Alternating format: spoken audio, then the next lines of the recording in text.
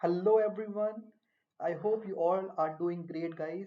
So today we are going to discuss COM, momentum collision, one of the very frightening chapters. Okay, after rotation, this is also one of the very frightening chapters. But don't worry, just keep a paper and pen ready with you, and we'll do all the formula chart tips and tricks together. All right. So are you all smiling, guys? Yes. Okay. So first we are going to do the center of mass for discrete masses. Okay. So if we have randomly placed masses at m1, m2, and m3. Okay, and if the coordinates are x1 y1 x2 y2 x3 y3, what is the formula? M1 x1 plus m2 x2 plus m3 x3 upon m1 plus m2 plus m3. Yes, and similarly for ycom. So if we just write it in the form of sigma, so you will get sigma mi xi upon sigma mi and sigma mi yi upon sigma mi. All right, moving ahead. Now for continuous mass distribution, that is for rod, for sphere, for disk, for triangles, you have to use this formula. For x center of mass, this formula for y center of mass. Moving ahead, guys, for uniform rod, it is at the center. Yes, at x equal to L by 2. For uniform semicircular ring, it is at 0, 2 r by pi. Next is a uniform semicircular disk, it is 0, 4 r by 3 pi. Then for a hollow hemisphere, it is 0, r by 2. Then for a uniform solids hemisphere, it is 3r by 8. For uniform solid cone, it is 0, h by 4. And for hollow cone, it is 0, h by 3. Okay, so keep noting, guys, quickly. Next, motion of center of mass, the velocity of center of mass, same formula, simply replace x by v. For acceleration, simply replace v by a. Okay, so these are the simple formulas, exactly like x center of mass formula. Acceleration center of mass is dependent upon the external force. Yes, external force पे depend करता है acceleration of center of mass. Next, yes, we all know linear momentum is mass into velocity. It's a vector quantity, and the relation between kinetic energy and momentum is what? Kinetic energy equal to p square by 2m. Exactly. Guys, when is linear momentum conserved? Yes, it is conserved when the external force on the system is zero. Okay, so you have to remember this condition. Whenever external force is zero on the system, the linear momentum is conserved. All right, moving ahead. Linear impulse. So guys, this is the Newton's second law. F is dp by dt.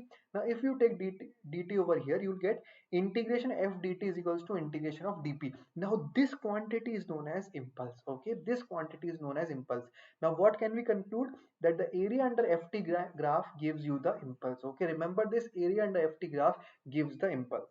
Moving ahead, now we move to the collision, takkar. Yes, so what is collision? Collision is basically between two bodies. Okay, so there are two types, mainly elastic, that is in which energy is conserved, and in elastic the energy loss occurs. Okay, there is a loss of energy. And which energy do we talk mainly over here is the kinetic energy. Yes.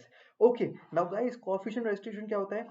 It is the v separation upon v approach. Okay, so if you have two particles, it is the ratio of the separation velocity upon the approach velocity. Now you have to remember this, guys, this is super important, that E is 1 for elastic collision, E is between 0 and 1 for inelastic collision, and if the collision is perfectly inelastic, in which the two bodies stick after the collision, E is 0. Okay, so in this, the two bodies stick after the collision.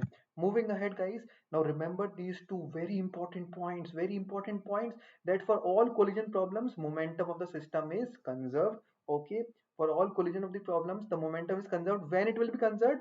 When f external is 0. Okay, so as long as this condition is met, the momentum will be conserved. And guys, second important thing, the line of impact is normal to the surface which comes in contact. So over here the surface come in contact is this, and this is the line of impact. So you can see over here it is perpendicular. Yes.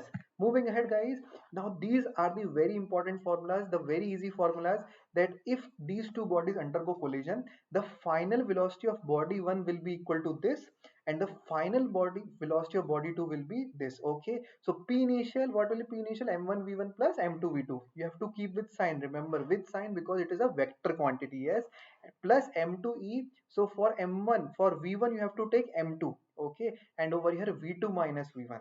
Okay, over here v1 minus v2, and e is the coefficient of restitution. Yes, guys, are you all smiling, everyone? Okay, okay, okay.